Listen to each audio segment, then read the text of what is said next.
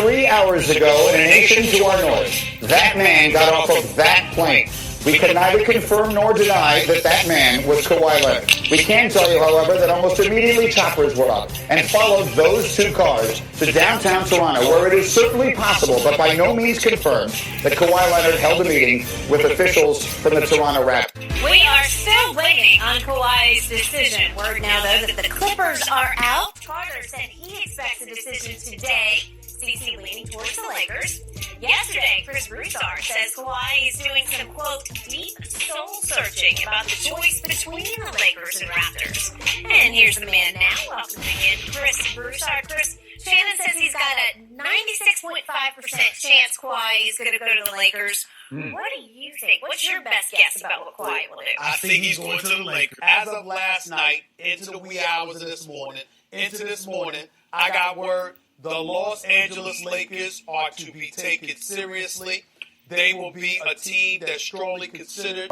What I'm 99% hearing is that Kawhi Leonard will be returning to Toronto and signing a 2-year contract. Well, Kawhi Leonard has made his decision just minutes ago. Our Adrian Wojnarowski reporting that Kawhi Leonard is going to join the Clippers.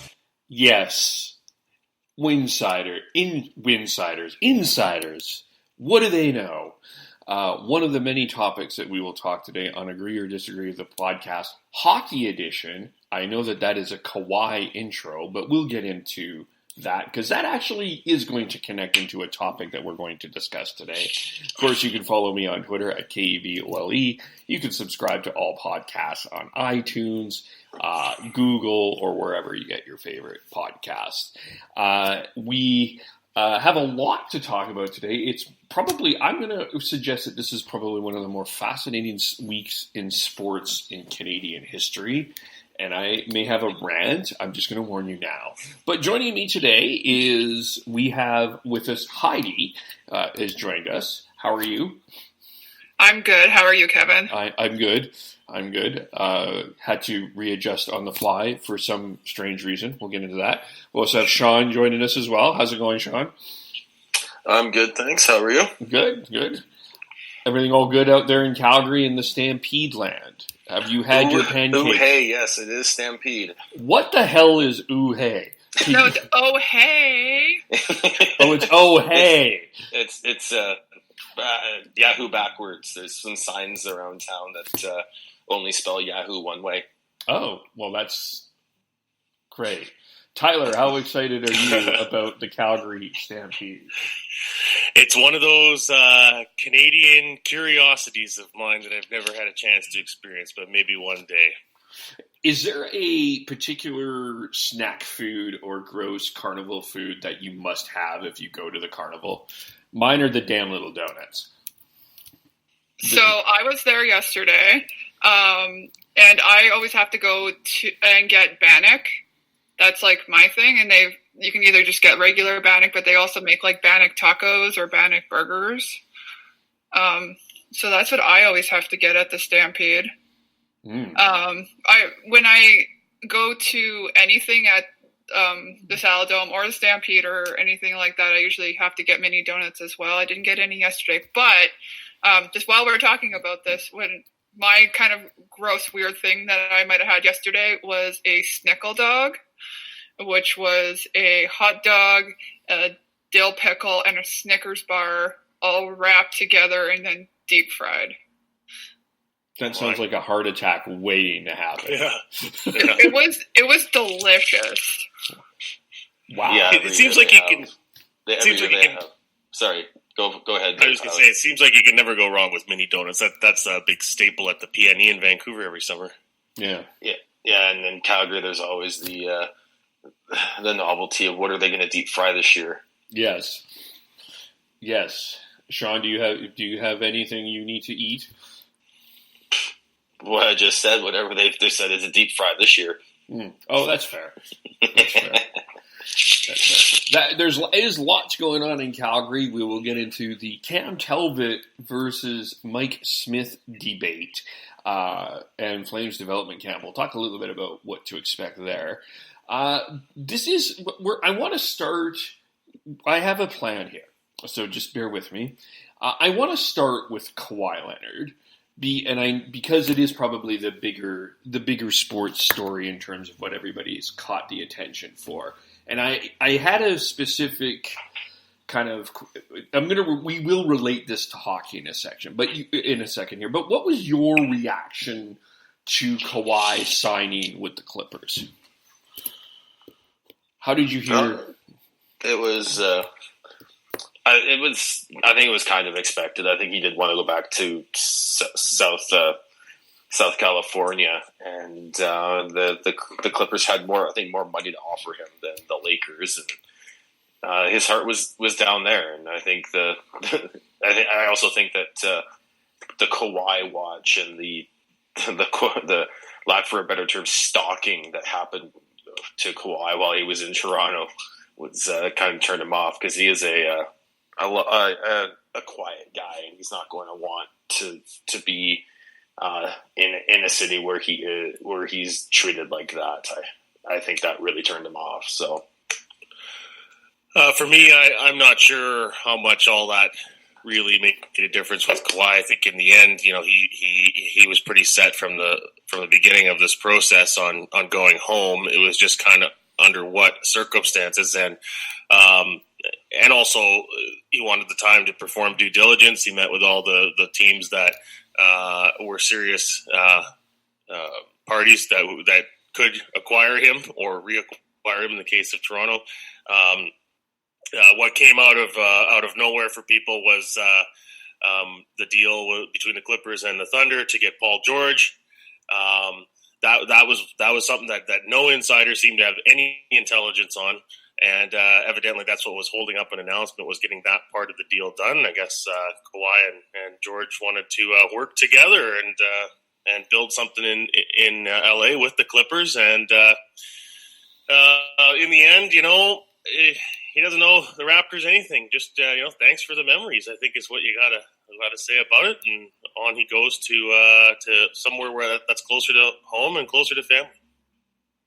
Yeah, I basically echo what Sean and Tyler said about how it was a matter of him originally wanting to go there before he went to Toronto, and yeah, he doesn't owe Toronto anything. My actual reaction to it last night, as I looked on Twitter before I went to bed, is, no word of a lie, I actually kind of laughed, because I figured that Toronto was going to lose their minds, but they were going to lose their minds this morning, because that news came out at about 2 a.m.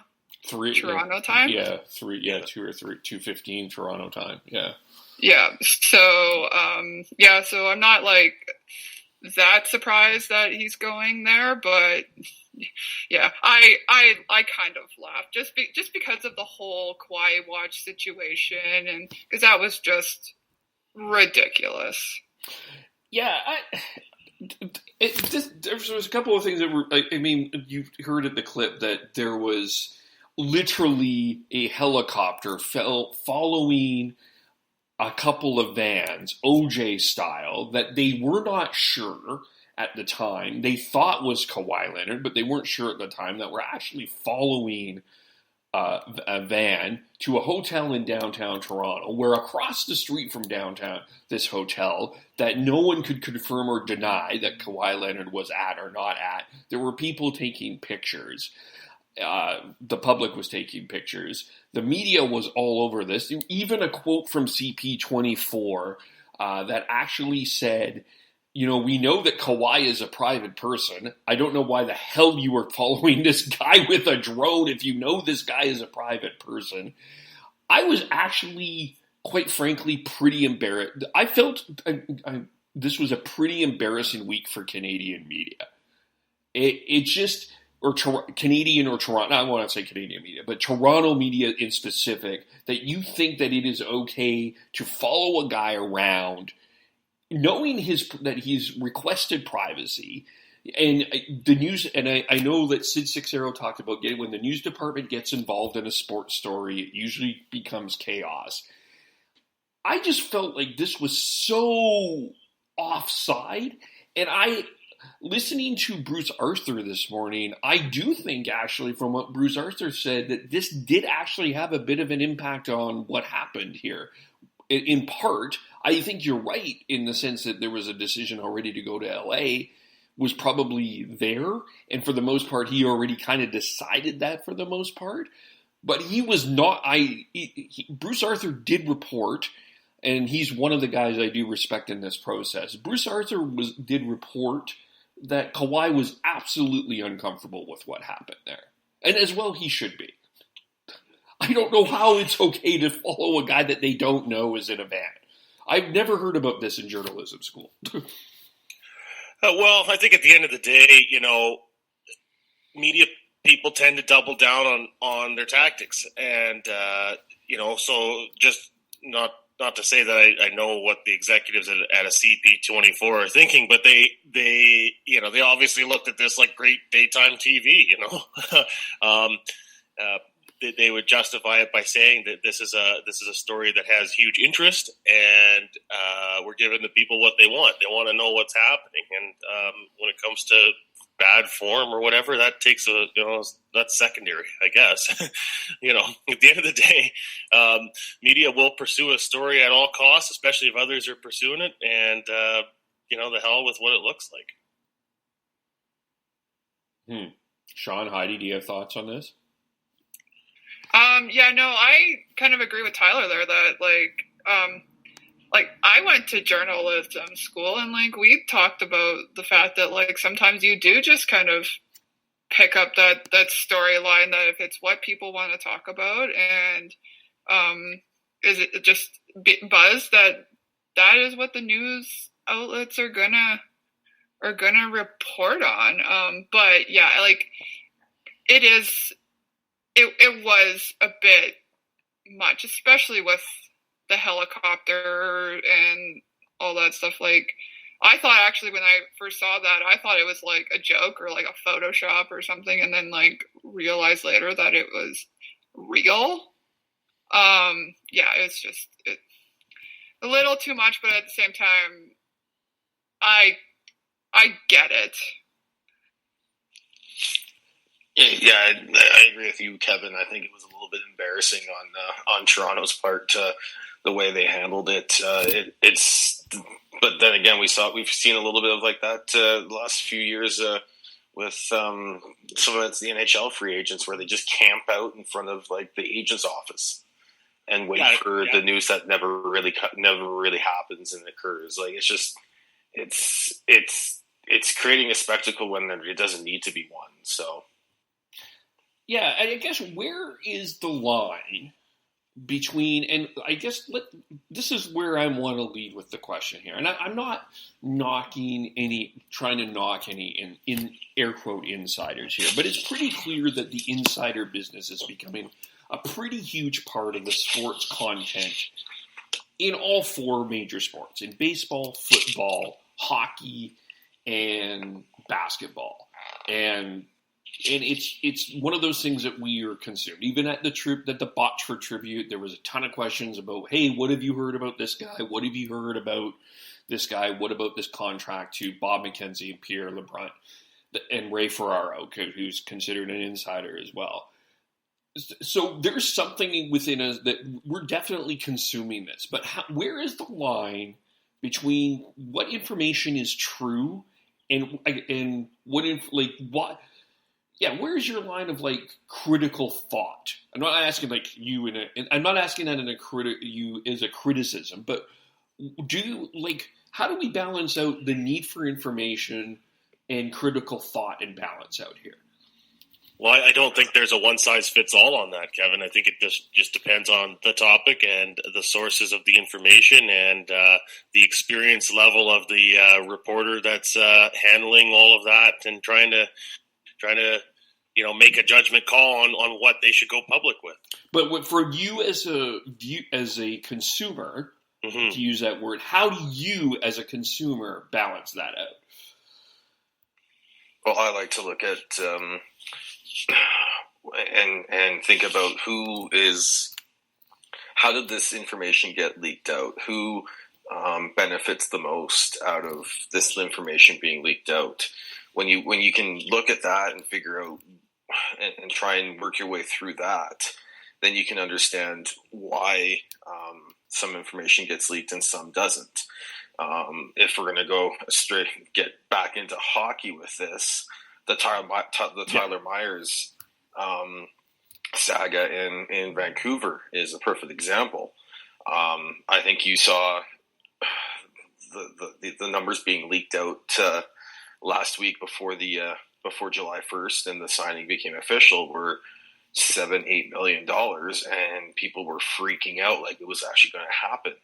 And I think there's a thought process there that the Canucks leaked that to maybe lessen the blow of a $6 million contract that Myers ended up signing, and they were the ones who would have benefited the most from a higher number being leaked out earlier for them to sign him for less.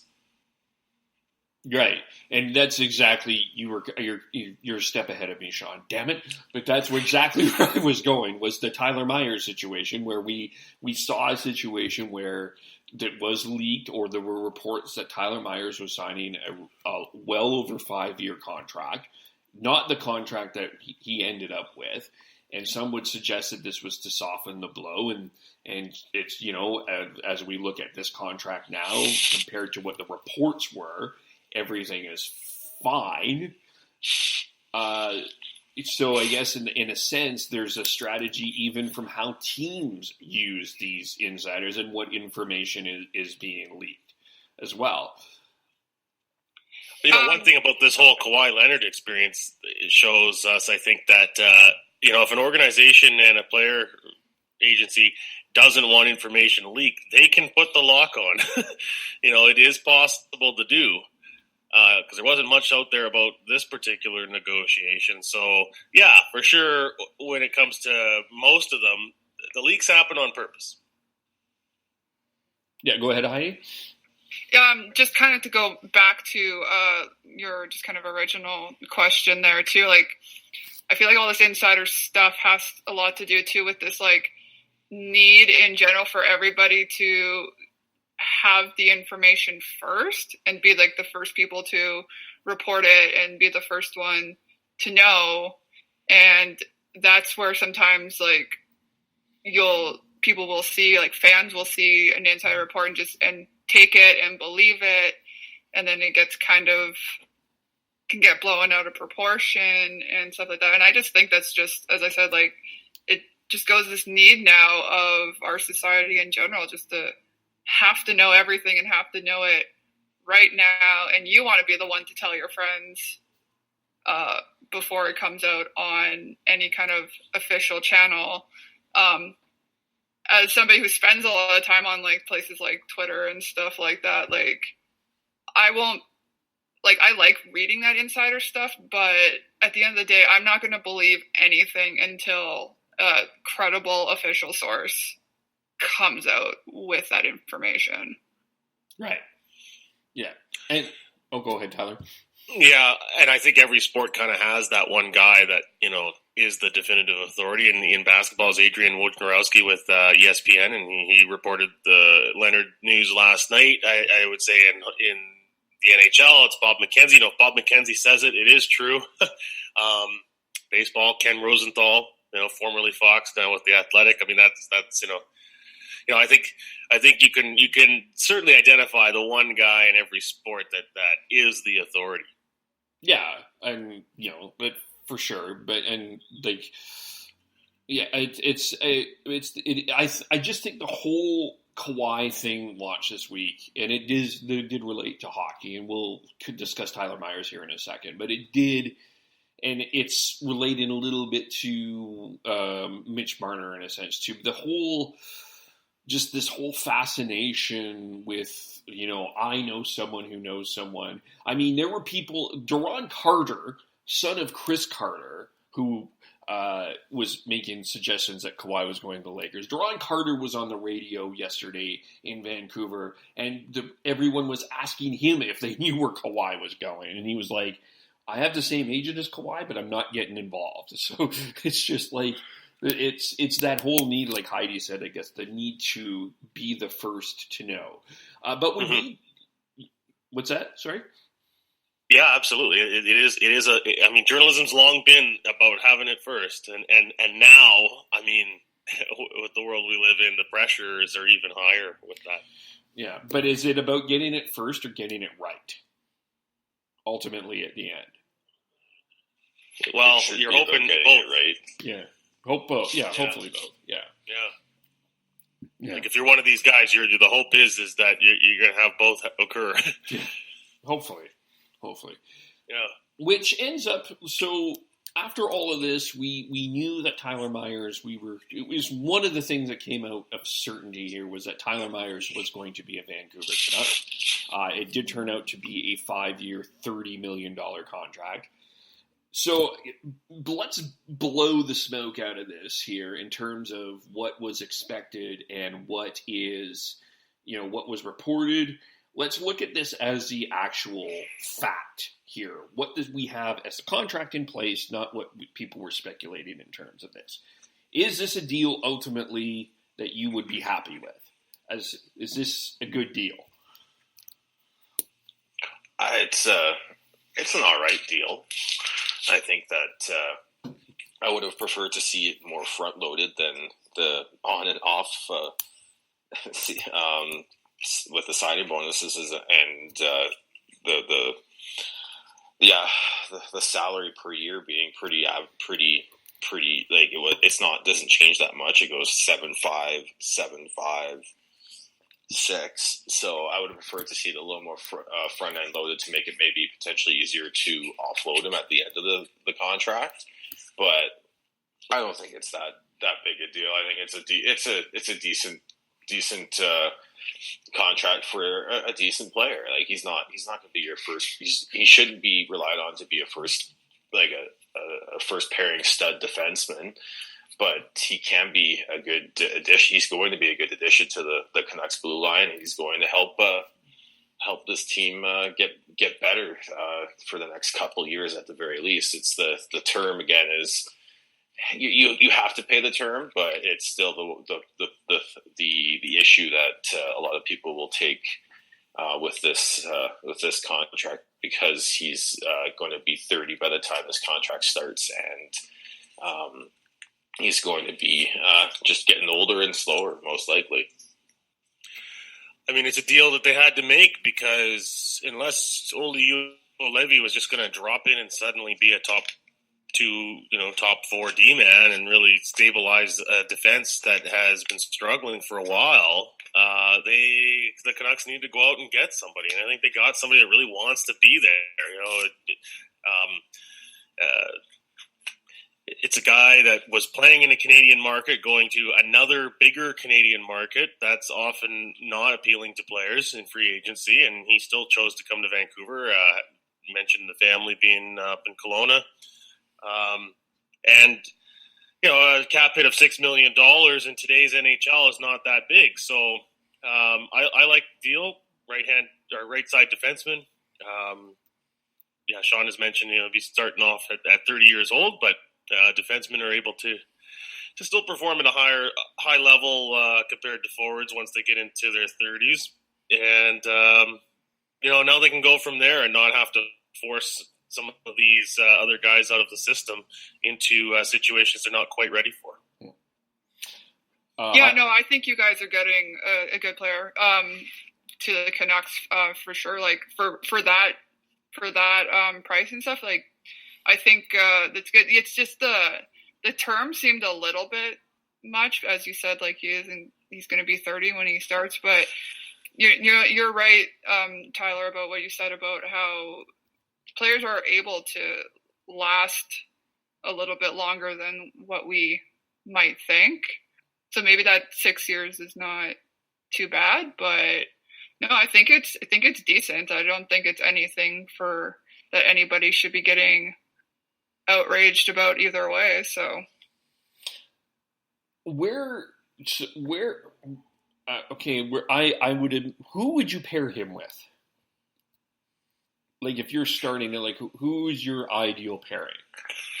Well, the best way to judge that is to sort of go through who your options are, and the three on the left. You got basically two on the left side, in Edler and Hughes. Plus, then there's a battle for that third left D spot right now. So what I would do is I would start him off with Alex Edler, and because he has shown that he can play sort of top pair minutes with a good defenseman, and that is Alex Edler, and you play them sort of the tougher minutes, because then when you have Quinn Hughes on another pairing with say Chris Tanev, you can play them a little more offensive, less difficult minutes, and then you still have the bearded one, Jordie, Benn, and Troy Stetcher to take some tougher minutes and grind it out as a quote unquote third pair to get through your pairings there. And I really think that's where at least they start with. I know there has been talk that you play him with Quinn Hughes, but I think he's a better fit with Alex Edler at this point. Yeah, those would be my pairings as well, Kevin. I mean, it just seems too logical not to go with that, at least to start with. Yeah, veteran. So Edler, Myers, Hughes, Stetcher, Benn, Tanev is your ideal way? No, sorry. You'd go Hughes, Tanev, and Benn, Stetcher. Okay, and then you have a puck mover on each pairing, because you got Edler and Myers on the first pair. Then you've got Hughes on that pair, and then you got Stetcher on the other pair right there. So you've got a puck mover on each pairing, and you got a good defensive defenseman, more defensively responsible defenseman on each pairing as well. So I think that's just the best way to look at it right now. And I think that's a good place to start. Yeah, and then as far as if you were to want to put Stetcher and Hughes together, I mean, I don't think you have enough experience there collectively between those two to be able to pass that off. Yeah, the one interesting challenge that I think Vancouver is going to have this year, and what's going to be interesting is the question around Troy Stetcher and how much he can actually play, because there has been a thought about him playing more than 20 minutes a night if he can do that on a regular basis, and that's a question I think some have with Tyler Myers as well. So I think that's going to be very interesting on the right side anyway of how you split that. But I think you've got at least two really good options, and I'm knocking on wood here.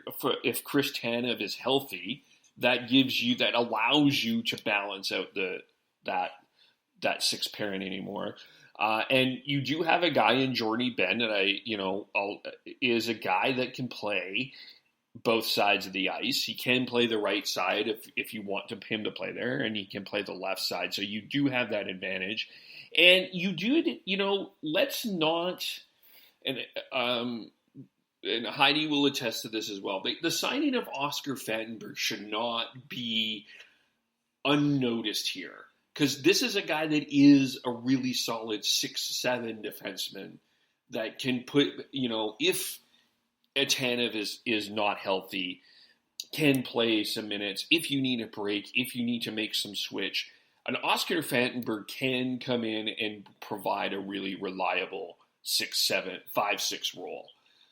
He did that pretty well in the final games in Calgary, and I think he was a good pickup for the short, brief blowout that was.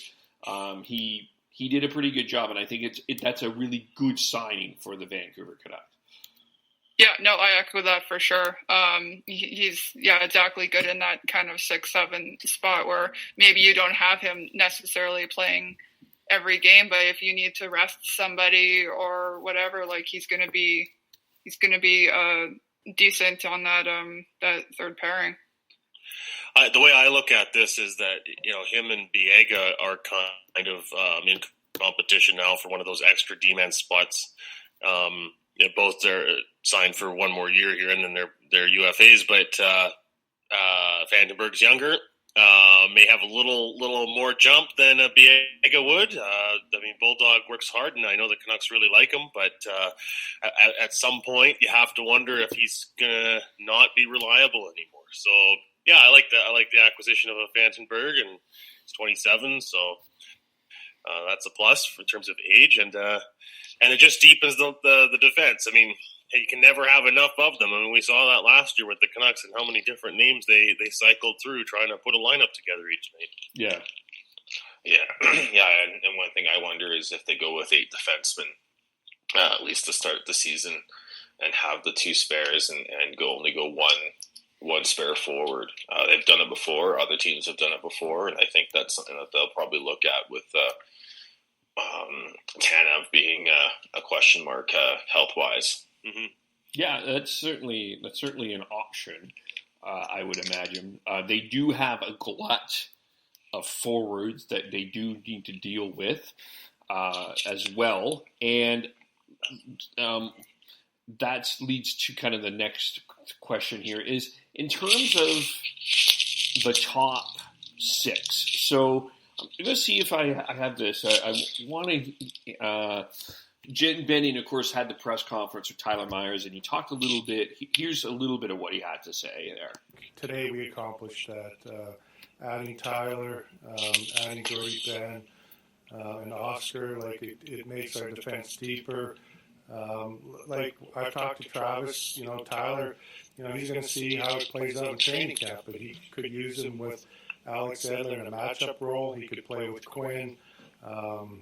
With his skating and his versatility, he could, play different roles for our group. And so I'm very happy today that he chose us. Tyler, given that we're Winnipeg and Jordie Benn is an analytic star. I can't find it, but the other part about that is the conversation around the top 6 forwards. And let's end this now, because we've debated this for over a year.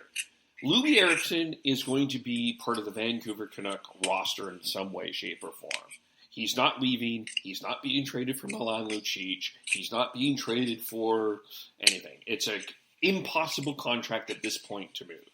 Now, what they do with Louis Eriksson in terms of a roster spot, or they have him in Utica, or this guy hides in Europe, or whatever, is a whole other issue. But right now, with this and the Longo cap for recapture penalty, which Benning called a kick in the, basically kick in the shins, his words, not mine, it's limiting Vancouver getting that next top 6 forward at this point in time. It's not going to be an easy trade to make at this point in time. And they're up against it right now. So the question comes up with who on this roster right now of forwards do you believe has the ability to be a consistent top 6 forward right now that is not named Horvat, Miller, Pettersson, Besser? Well, Tanner Pearson played quite well for the Canucks since after he got traded to them, and I think they're going to give him every opportunity to be that. They seem to be quite happy with how he and Bo Horvat paired together as a duo to build a line around. And other than that, I think it's going to be a bit of a rotation of wingers being given a shot. You've got Sven Berchi, who I think if healthy could be that. You've got Josh Levo, who showed spurts at times last year since getting acquired. You've got Jake Virtanen, who they gave shots, a few looks as well. And then you've got Nikolai Goldobin as well, who they want. I think depending on if he comes back, get signed to a deal that makes sense. But I think he has the skill. He's shown that, but it's just whether or not he can put it all together and play a full 60 minutes and in all 3 zones to warrant being a top 6 forward. And then someone I don't think people should be sleeping on is Antoine Roussel. If you look at the underlying numbers of him and Bo Horvat together, they were very, very good at driving the play and controlling the play and being in the offensive zone more often than not. So but those are the options the Canucks have at this point, and I think unless they're able to move out a Brandon Sutter or a Louis Eriksson, they're not going to be able to add another legit top six forward at this point. So a name not mentioned there is Sven Berchi. Well, I said Sven at the beginning. Okay, so that was kind of all along, going back a couple of years, the plan, right? And unfortunately for him, he can't seem to lock down a spot because he can't stay healthy. But the name Tanner Pearson, that's one I think that probably offers the most promise for filling one of those top six winger spots. And Levo, I mean, he impressed the heck out of me last year, and they've got him re-signed now for one more year, and so I think he'll be given a great shot at it. I mean, Roussel in a pinch, I think it is fine on a second line, but that's not an ideal scenario for me. And then you look at cap friendly here, and you see Brandon Sutter and that number, and it's just like if they could find a way to move on from that, that would certainly offer them a lot of new options for bringing in somebody that fits better. Yeah, it's tough right now, but it's as I said, I just don't. I think you can tweet Aquilini and Benning and Dhaliwal and everyone else that they need to get rid of Louis Eriksson. That's a wonderful suggestion, but it's just at this point, it's impossible.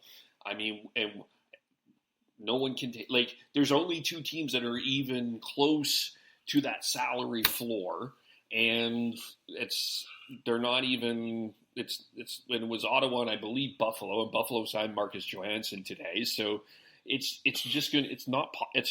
pretty much an impossible space that almost at this point. You have to kind of sit and eat this Eriksson contract. It's not the best pill to swallow, but it's a pill that they have to swallow, and they have to develop these guys. What the Canucks need is one of these guys to step up and almost play above their head. Or maybe Jake Virtanen finally makes that step that everyone is hoping. And I still I'm still believing that there's a possibility for that, but I don't know. I mean, I think it's the only option they have really is to try and bury the contract in the minors and get a bit of cap relief that way with Louis Eriksson. According to Cap Friendly, they have projected cap space at this moment of a little over $5.5 million, and they haven't signed Besser or Goldobin. So they got to do something.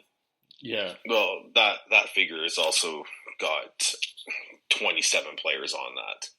So they've got a lot more cap room than that in actual, because you're not going to be carrying. They drop two of those defensemen down, then that'll free up some more of it. Yeah, you're not going to be carrying. How many defensemen are they? Is listed 10. There's 10 defensemen signed listed there. So that's more than. So you drop two, 3 defensemen, and then they've got 15 forwards signed. So you're going to be dropping 2 to 3 of those and then bringing in Besser. So. Yeah, they still have a decent amount of room. It's just they don't have enough room to add anymore. Yeah, that's going to be that's the issue. It's hard to, I mean, I know people want Benning to be creative in terms of a trade, but it's just hard at this particular point in time. This seems to me what has to happen here is this may not be an off-season acquisition, but it might be a mid-season acquisition that they're able to do something. And maybe Brandon Sutter or jumps up and plays enough that he can increase his trade value with it. But it's going to be a hard lesson. And then with Besser, Goldobin will have to see what that contract is at. The one other thing I do want to get into the Canucks here very, very quickly before we jump into the Flames, and then we'll get into the offer sheet part about this.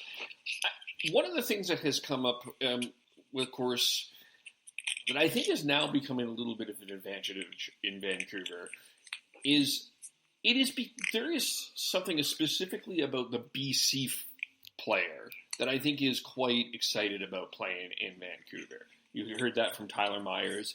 There is talk, again rumors, but there has been suggestion that once Tyson Barrie's contract is up in Toronto, that there's a lot of people predicting already that he will be in Vancouver in 2021. Has Vancouver become a little bit of a better place to play for some players? Is this a Canadian market that has kind of solved the UFA Canadian dilemma? I think it's more of they're an exciting team, an exciting upcoming team more than anything else. I think Elias Pettersson has really changed how the Canucks are looked at with UFAs and players around the league, because they now see a future with the Canucks as opposed to before when you didn't really know what was going on. You had the aging Sedins. You had Bo Horvat, who was looking good, but he's not necessarily someone you build a team necessarily around as good as he is. But I would say this is more the Elias Pettersson effect more than anything else. And yeah, I think players are also realize that winning a cup at home would be just something that is you're never going to be able to beat it. I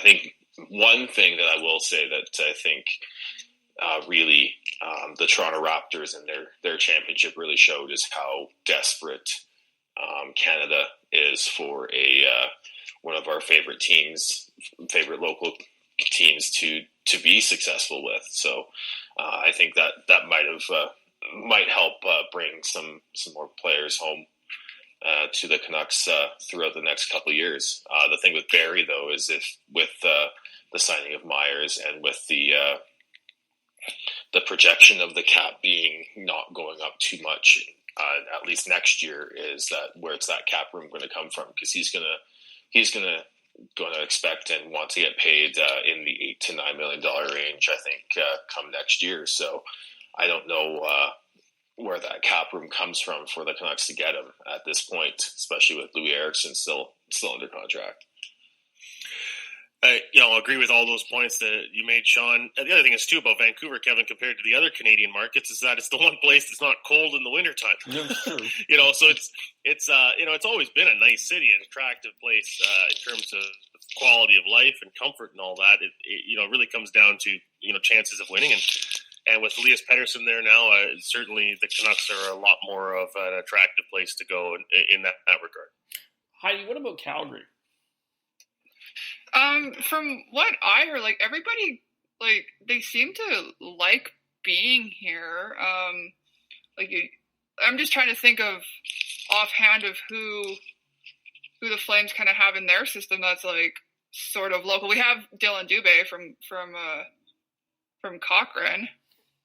But yeah, I get the general consensus that players they do seem to like playing in Calgary, and they do like the idea of being here because Calgary is doing better. But yeah, it's interesting to hear what you guys said about Vancouver, and I would have never even thought that the point about it being not cold in the winter time. Oh, it's a huge advantage. For living, yeah, absolutely, yeah, no question about that. For me, I think it's more the Elias Pettersson effect. I think it's really just that they're now becoming an exciting team more than anything else, because each city and market has their positives and negatives and all that. So I do think it's more along the lines of they're an up and coming exciting team that they want to be part of, and especially if you're from BC and an area and you grew up watching them, then you want to be part of it. Yeah. Yeah, I mean, Jordie Benn apparently was offered the same deal from the Habs, and he chose the Canucks just for that reason. Like it's a little closer to home, and probably likes the chances. And not to add to the Kawhi thing, but I do think there's something about playing at home for a lot of people. I think there's some comfort there for sure. I think that every player wants something a little bit different. That's for certain. But and Vancouver being the only BC hockey team, I think that's an advantage as well that I don't necessarily think Calgary and Edmonton has, other than winter. And the Oilers are just still a disaster that I don't think players are not sure what's going on at Edmonton, and we'll have to wait and see what happens there. But I'm going to timestamp this at 45:35. So those that are wanting to talk about here about the Calgary Flames, 45:35. I'll write that down here, okay, as I'm making my notes here. But the big debate out of Calgary and even in Edmonton was, and Brad Treliving did say that this was like a story that the media is more interested in than it matters to the two teams. But it is fascinating. Cam Talbot signed with the Calgary Flames this on July 1st, and Mike Smith signed a one-year deal with the Edmonton Oilers, which freaked out Oiler fans for the most part. But I guess, Heidi, we'll start with Heidi first. What did you think of the Cam Talbot signing? Are you happy with this? What are your thoughts? I just always liked Mike Smith's personality, so I'm going to miss that. He's just always kind of just a goof on interviews and all that stuff. So I don't think there's nothing wrong with it. Like, I'm excited to see what Talbot's going to do for us. I just think it's just funny that essentially the team's just basically just straight up traded goalies. So yeah, like, it'll be interested to see how that kind of plays out. I haven't, but I guess I'm going to find this out actually probably later on this afternoon, because Talbot just got to Calgary. He did media availability this morning because I had it. So I want to hear about what he has to say about playing here. But yeah, no, I'm happy about it. Like, I'm very interested to see, just because Calgary's goalie situation is just so much to talk about, and just desperate to find this like amazing goalie that can really do what they need to do for us. Do you think it's an upgrade? It's really hard for me to say. I didn't pay attention enough to Cam Talbot last year to say either way. I don't think it's a downgrade at all. I think maybe closer right now, I'm thinking it's more kind of like just the middle. It's just basically almost a 1-for-1, but I will be able to better answer that question once I see Talbot play with the Flames, because like from what I've kind of the buzz I've heard is that people feel like Talbot's going to be better with a better defense in front of him.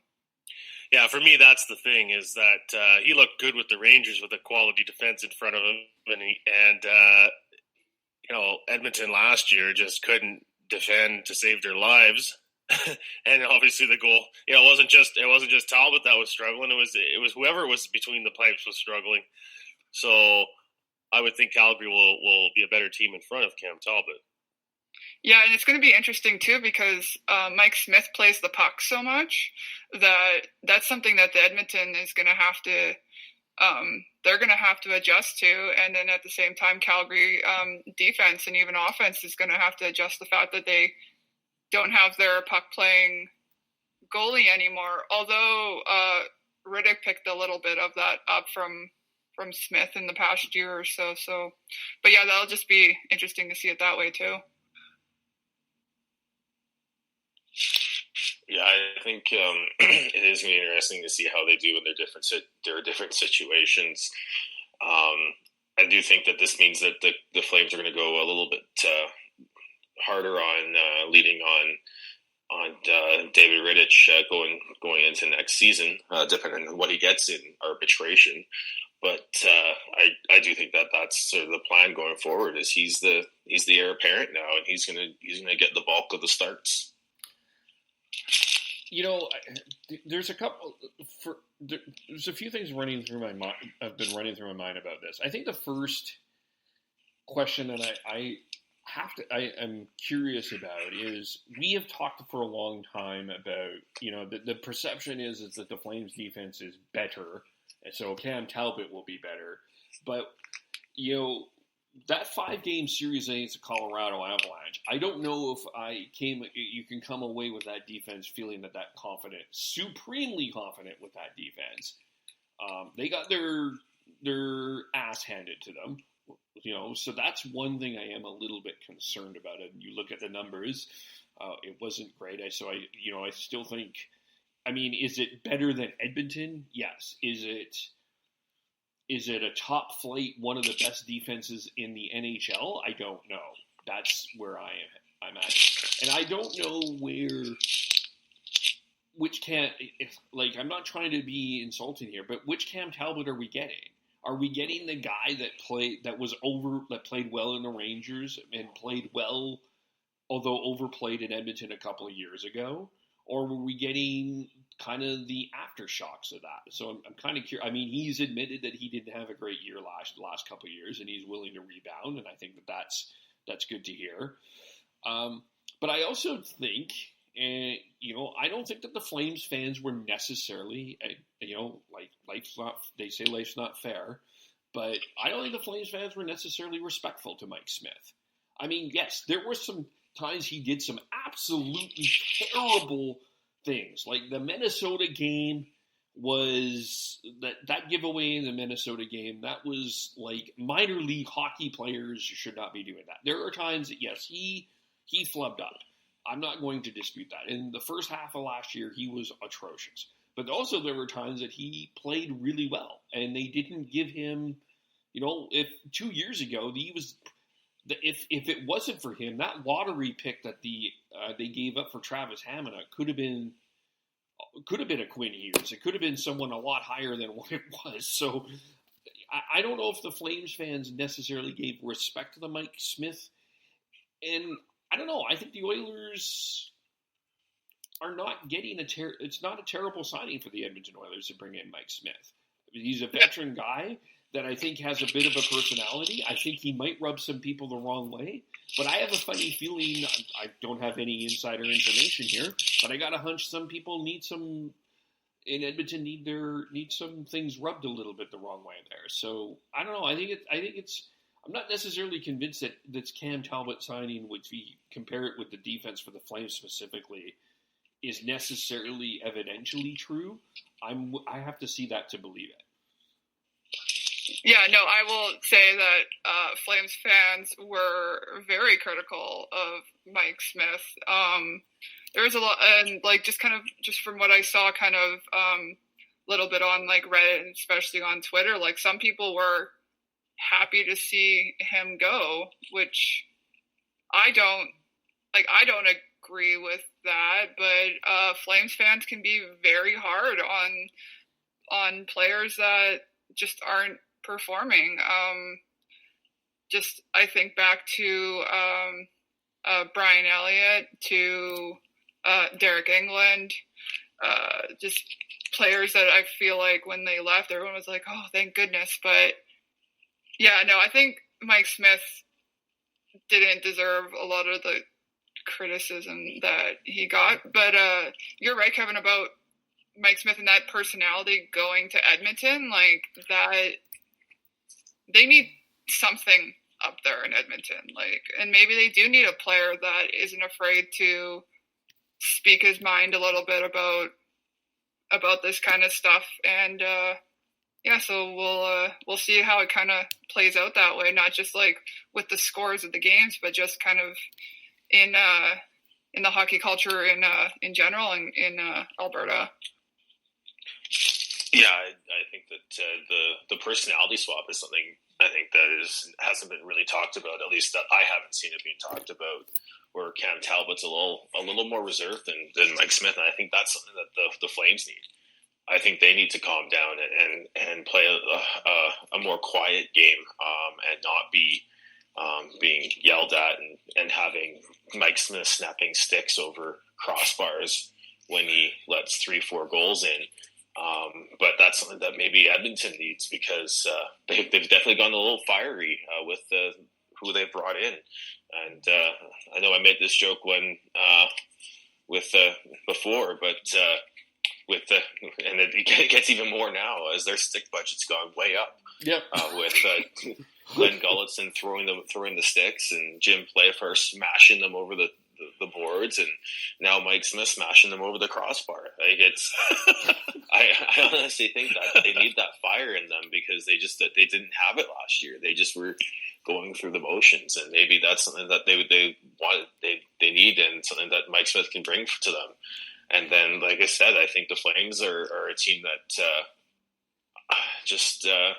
I think can get maybe too emotional, and David Rittich is someone who has that fire as well, but maybe he needs a backup or a tandem goalie who isn't as fiery as him, or even more so, to hold him back. So I think that's something to watch going into next year. I'm really curious to see how David Rittich performs next year. It's now there's expectations, right? I mean, last year was, every time he put together a good performance, it was like, wow, what do we got here? And now it's, the expectation is the guy's going to be really good. So we'll see how it plays out throughout the course of the season. Just going back to the Edmonton sort of, feeling now with a fiery goalie there. I mean, heaven forbid they take defending a little more seriously, right? I mean, that's always been what's hurt the Oilers, is just their inability to defend. And they picked a defenseman in the first round of the draft, and Ken Holland's talked about the importance of the back end. So, the acquisition of Mike Smith is consistent with that. Yeah, and it gives him a rarity but he can move the puck, which I think helps the Oilers' defense here. But we do have a question about the Flames from Chad Curtis, Chad C.G. Moberg on Twitter. And the question is, do you think Talbot will be our starter by the end of the season? I don't think I still think that the Flames are going to be doing this sort of 1A, 1B situation. So I don't think there's necessarily going to be, even by the end of the season, whether there's going to be a true starter. And I can't say that Talbot would be a starter. I could see more maybe Rittich being the starter if there's going to be one, but I could see more of the 1A, 1B situation. They've brought Rittich up pretty well in terms of giving, 2 years ago he had 21 starts. Last year he had 45. So I wouldn't be surprised to see them do at least a 50-30 split with Rittich getting the higher number. And but I don't think anyone is going to really take it and run with the quote unquote starter job this year for the Flames, because I think partially because I think that unless you're a Lundqvist or a Carey Price or an Andre Vasilevsky, you're not really going to be running with 60 plus starts anymore as a starter. Your teams are relying more on their backup because of how demanding the goaltending position is, with the amount of lateral movement and how quickly the puck is moved. It's a very physically demanding job now. It's no longer you're throwing some random guy in net and hoping for the best. It's you need two good goaltenders, and you need your backup to be able to start 30 plus games to be successful in this league, unless you've got a absolute superstar. Rittich being the incumbent, and Talbot having a down year last year, I think the odds aren't that great that Talbot ends up taking over as the starter. But we'll see. I mean, injuries can change things as well. If Talbot gets an extended run because Riddick can't go for some reason and looks really good, then that may change the dynamic there for sure. But at this point, I think Riddick for sure has the inside track on the majority of the workload. Yeah, I would agree with all of that. I would just, the only thing that I would add is I think if it is Talbot, I think that there's a bigger problem here than imagined. I think that that goaltending situation in Calgary would be looking bleak, not because I don't think Talbot is a good goaltender or anything like that. It's not that, but you've signed him for 1 year and you've developed Riddick, as Sean said, and if he's not ready to be the starter, I think that sets the Flames back a few years in terms of development. So, but I do think Riddick would be the favorite at this point in time. And then we have Flames development camp going on as well. And so what are we looking forward to that?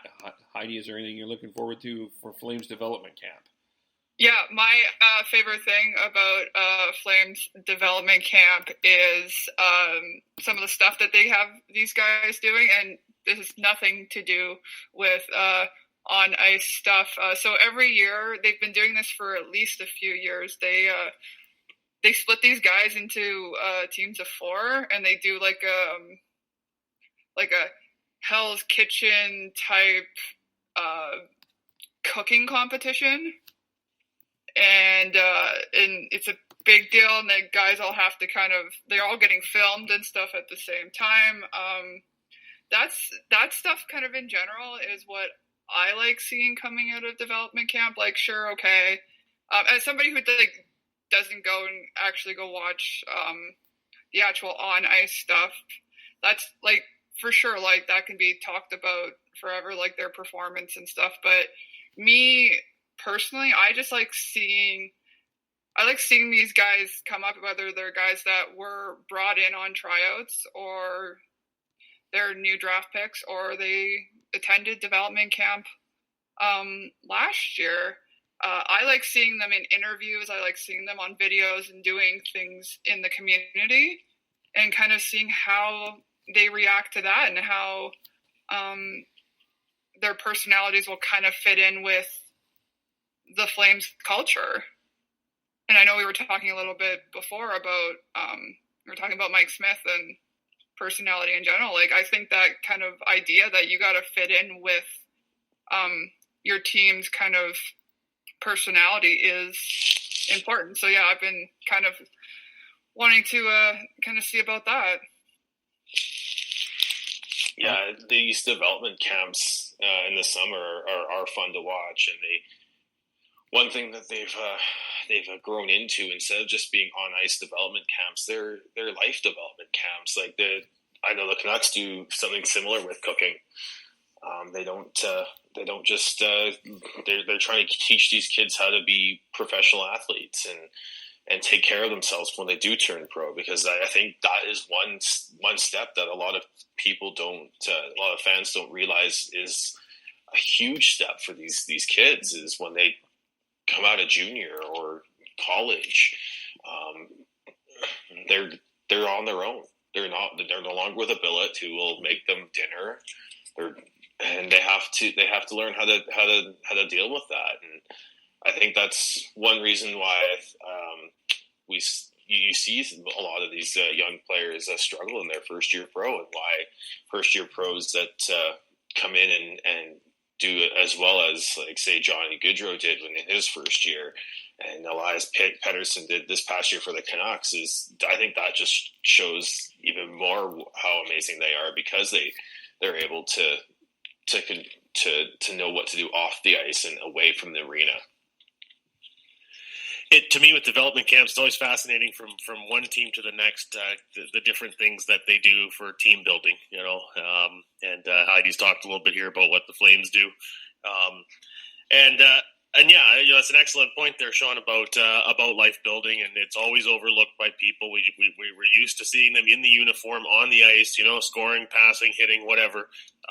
Not much in terms of what happens behind the curtain and behind the scenes, and how these young men with a lot of pressure on themselves prepare to perform on the high level. Yeah, for sure. And I'm genuinely curious. We don't see, for the most part, hockey players and social media, you're not seeing a lot of disaster out there, but I do wonder if there is any social media training or things to be careful about. I know Jordan, as an example, Jordan Binnington got into some little bit of hot water this year because of some tweets he made when he was younger. I do wonder if they do some social media or like public in the eye of the public training as well. Stay out of trouble, You young kids don't go to the bars these days, But even in Calgary at this time of year, it can get a little hectic. There are stories out there, but young guy, tons of money, kind of in a celebrity position. There's opportunities out there that us normal folk don't have. So I think that's also really important as well. But like the Canucks too, because they have brought in Chris Higgins. I do think the Flames bringing in Matt Stajan as part of development, I think, is a really good thing. I do think has a future in coaching in the NHL. I think he's always been a really good guy. He's not a Hall of Famer, but it really has been a solid guy over the years. And I think bringing him in a development role, I think will help as well. Because he's a really decent human being that will help as well. Yeah, I was really happy to see that picture on Twitter of him out at development camp because, he would be great in that role for sure. Tori Peterson, if you are going down, there's a controlled scrimmage on Sunday, by the way, in Calgary. The 5 that she has to watch is Jacob Pelche, of course, the first-round pick for this year. We will be talking to the Wildcats podcast probably in August about him more. Artem Zegdulian, the goaltender. Come on, Kevin, spit it out. I did it. It took a couple of seconds, but I did it. The Russian goaltender. Carl Johan Lurby, defense. David Wolf, another draft pick this year, late round draft pick. There's some excitement about him. And Matthias Emilio Pedersen are 5 that Tori Peterson has suggested to watch as well. Again, in the controlled scrimmage tomorrow, 9 a.m. to 10:30 Calgary time. The other quick thing I think we should get into is there are reports and rumors. Matthew Tkachuk could be signing his contract soon. He has said, and we'll get into offer sheets as our next topic here, he will not be signing an offer sheet. Heidi, when do you think this gets done? He was in the Stampede Parade yesterday. So when I heard that he was in the Stampede Parade, I was like, oh, well, he's in town. I guess he's coming to town to sign his deal. Maybe I was being the one person doing the Chucky watch, not the Kawhi watch. But I think that'll happen for sure. It's good as I said, it's good to see him in town. Yes, by the way, that's my other favorite thing about this time of year, not just development camp, but seeing which Flames players that they decide to put on the horses. Without cowboy boots? Yeah, and or lack thereof cowboy boots. Come on, Dylan Dubé, you're from Cochrane. Yeah, I know. He was the one that I thought for sure would have cowboy boots. But yeah, so that's so I think that that's going to get done with Tkachuk. It's just, and now that he's in town, because he's been pretty, I even just noticed with following him on social media, he's been kind of more quiet than usual. So, because usually he's posting about what he's up to, and I hadn't seen anything for the past week or two. So just to see him coming to Calgary, I think that's going to be a good sign, and I'm confident that's going to get done here soon. Yeah, might be one of the first. Who knows? We had a debate in the chat who we get signed first. I think it'll be Tkachuk over Besser. Just my hunch, but I could be wrong. I've been wrong before. I thought you said that the Tkachuk was going to sign before Kawhi did. So. I did, actually. I actually honestly thought Kawhi wouldn't sign until Monday. Well, there you go. I thought he would take the weekend, but he decided. There we go. I'm wrong. But we did have an offer sheet. It caused a little bit of excitement for 3 to 4 minutes. And then 3 minutes later, the Carolina Hurricanes matched it. Sebastian Aho got an offer sheet from the Montreal Canadiens. Did you think that this was a worthwhile venture for the Montreal Canadiens? I think it was. I think it shows that they mean business in terms of what they want to do. They didn't. The one thing I thought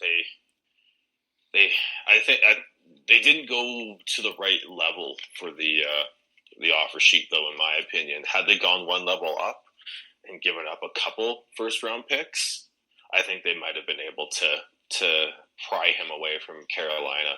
But at the level that they offered him at the $8.5 million, and the only giving up a first, a second, and a third, I think it was a pretty easy match for the Carolina Hurricanes. The one thing that Montreal did do really smartly is front load front load that contract just as much as they possibly could. But Dudden's got some deep pockets. He's willing to swallow that to keep as good a player as Sebastian Aho is in Carolina Hurricanes colors. So I think it was a good offer, just not good enough. And I think, like I said, had they gone to that next level, I think there was going to be a lot bigger chance that Carolina wouldn't match. Yeah, and Montreal just couldn't afford to go there with another first-round pick involved, I guess. I mean, the whole thing come across to me like it was the old college try. And a reminder that, there's a reason why we don't see this very often, because it's just really hard to make it all work with the draft pick compensation and all that. So, but it made for some nice fodder. Yeah. Yeah, I mean, it really injected some life into July 1st free agent frenzy. Yeah, it was, which was a pretty dull day overall in comparison to what happened in the NBA, for sure. And I mean, with so much. Kevin. What's that? that driving contest on TSN was riveting. Oh, that was something else. Yeah. I mean, Sportsnet. Took so much time that they made sure that all 4 channels had the Blue Jays game. So, I mean, that's some riveting stuff. Anyway, Heidi, what did you think? Yeah, as I said, like, it was nice to kind of see that offer sheet come in just for the sake of just shaking some things up. Like, I know everyone was like kind of talking about before, being like, well, maybe someone will offer sheet add a little bit of excitement, and then someone did, and like that got the buzz going, but then it just wasn't I guess it wasn't bold and spicy enough. So the excitement lasted was good for while it lasted, which was not very long. But yeah, at least it helped. It helped a little free agent frenzy for the day. Yeah, it did create a little bit of excitement. They matched it quickly, as mentioned, so we were able to move on. But there is some suggestion, I'm going to say this, that there is a team at least considering offer sheeting Mitch Marner. There was a report on Sportsnet as a team with history with the Toronto Maple Leafs, so it suggested rival and has the cap space to do it. There's only 3 teams in my mind, maybe 4 that I came across. Montreal, who just did it with Aho and reportedly wanted to do it with Braden Point, but he is staying with Tampa Bay. Of course, we have the Islanders, which is possible, I guess.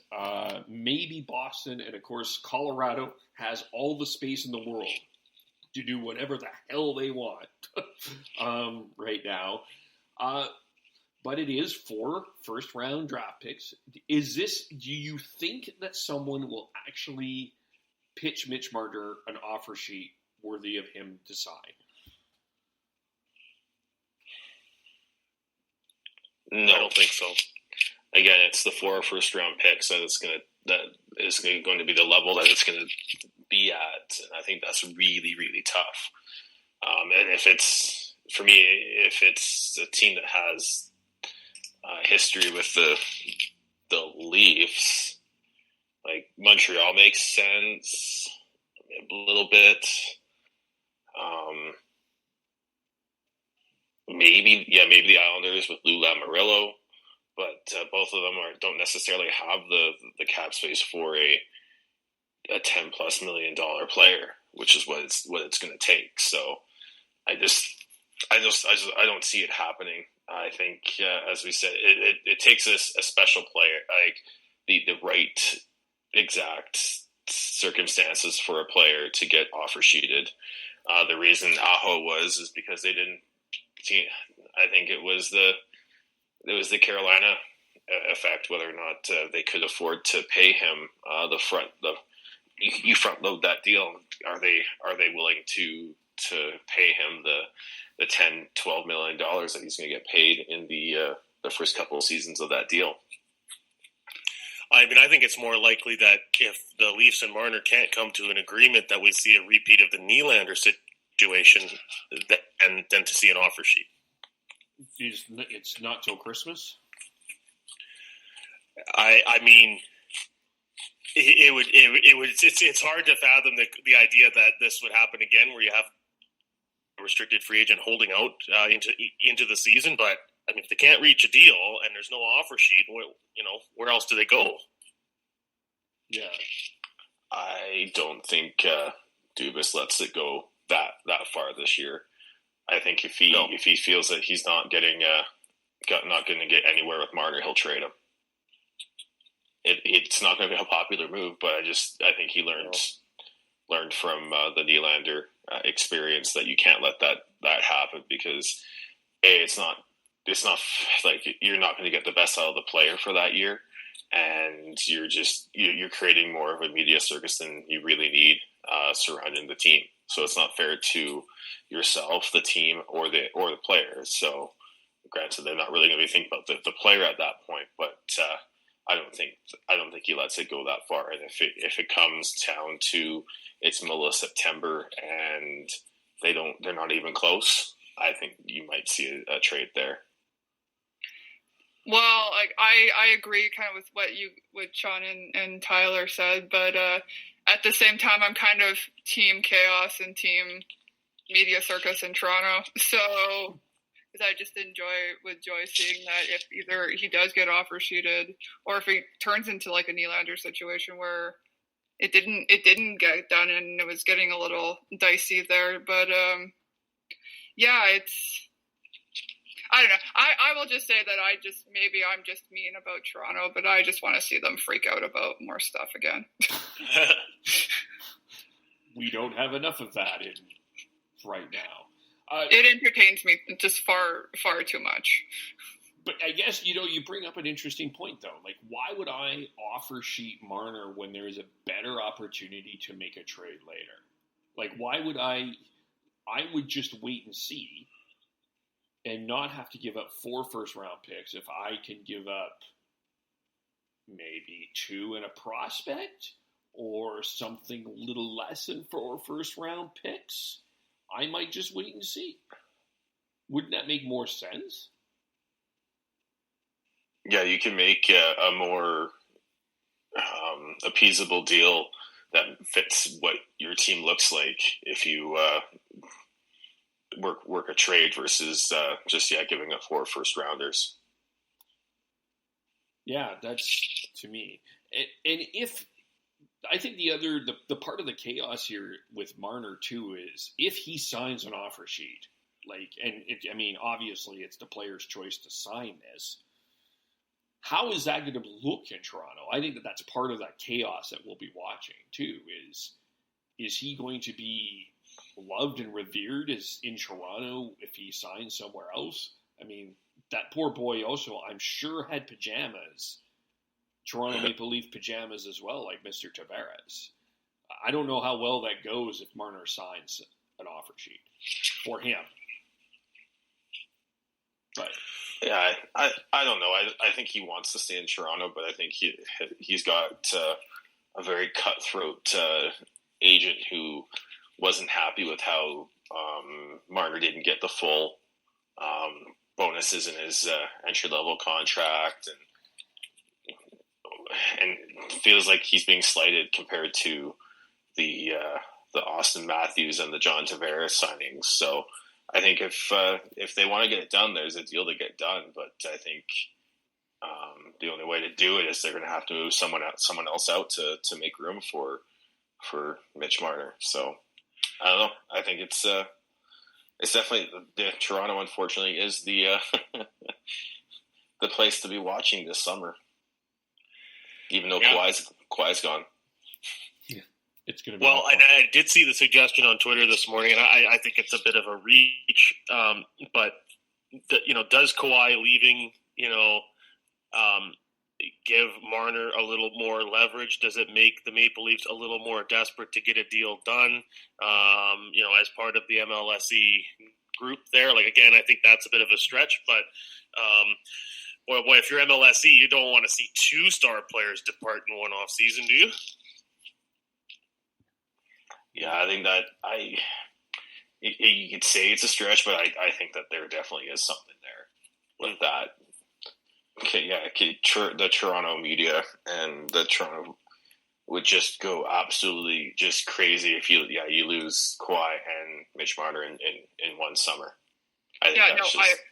I agree with that for sure. Like, I think they're definitely thinking something over there. So yeah, it's not that big of a stretch. No, yeah, I at first thought I was like, that seems ridiculous, but thinking about it, yeah, I think for MLSE specifically, even let's put this in a Calgary perspective. If you were to lose Johnny Gaudreau and Bo Levi Mitchell in 1 year, that hurts the Flames ownership. This would be the same with Kawhi and Marner. I think that just hurts business the same way. I think in a bigger picture, there would be the Toronto media would freak out, but I think the rest of Canada would kind of be laughing, and I think that creates that chaos. But yeah, it's going to be interesting to watch over the summer. Is there anything we did not cover that we need to talk about? Not that we can't wait to talk next time. Yeah. I think we're going to head into a bit of a quiet phase now for hockey for a little while. Still, obviously, you want to see what ends up happening with Brock Besser for the Canucks and the other restricted free agents around the league. And then before we know it, training camp will be here. Yeah. The Flames have 4 players, I think, that are going to go to arbitration. So I'll be keeping an eye on it, especially for Riddick and Bennett, just to kind of see how that kind of plays out. When do the Canucks have their development camp? They had theirs last week. Oh, it was last week? Yeah. Oh, okay. Yeah, it was last week, and it was the Niels Hoglander show. Oh, okay. Yeah. Fun. We did, for those that missed it, we did interview Corey Hergott, who talked about the Utica perspective on that, so you can check that out as well. So I don't know if we're on next week or the week after that. I think we'll kind of decide that as the week goes on. What we have going on, we have some irons in the fire, I will say that. But we're working on some things. But what do we, for Stampede, watch Heidi, I guess, at Heidi Amazeballs. You're going to be doing all the Stampede tweeting. I did that mostly yesterday, and I don't know if I'll be doing it anymore, but you can go back and check on my Twitter, on my Instagram, at Heidi Amazeballs, so HEID Amazeballs. And I took lots of pictures of all the food and stuff I ate yesterday, so you should come check it out. You don't have $1,000 a day to spend at the Stampede? No.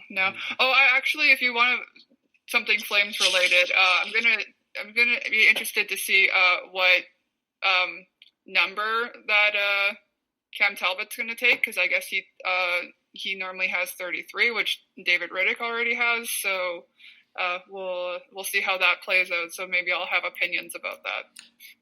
30, just to stir it up. Come on. It's not retired. I'm just saying. It's not. Sean, Tyler, what do you got going on? Just going to be enjoying some Stampede stuff here this week, and just looking forward to hearing the Brock Besser news that hopefully sooner than later. Yeah, and just trying to enjoy the summer a little bit here. I got some time off coming up a little later in the month. I'll be back down in Vancouver for another weekend, 26th, 27th, 28th weekend. So that'll be nice. Hoping to get to a BC Lions game and get a little more into the CFL as well now that hockey's calmed down. And, watch the odd Blue Jays game perhaps. That's a struggle at times, but yeah, that's kind of the next little while as far as sports watching goes for me. Yeah, the CFL, the CFL is going to be I think it's very interesting this year. And by the way, you didn't hear a lock on that door, did you, Tyler? No, just kidding. Which I can't blame you, and I still feel terrible about. The CFL is going to be fascinating. The Blue Jays, at least they're a little bit exciting, so it's kind of interesting to watch. We'll have Vlad at the home run derby. That will be interesting for Blue Jays fans. Yeah, it'll be an interesting summer. So we might be back next week. And Sean, Tyler, how do we follow you? I forgot to do that. I am BeardyConnect03 on Twitter. And I'm on Twitter at TNoble, TNOBLE. And I am KVOLE. I thank you guys for taking the weeks to do this. I know every Saturday is, there's other stuff going on and things going on. So I totally appreciate you doing this. And thank you everyone for listening. And we will talk to you all very soon. Bye for now.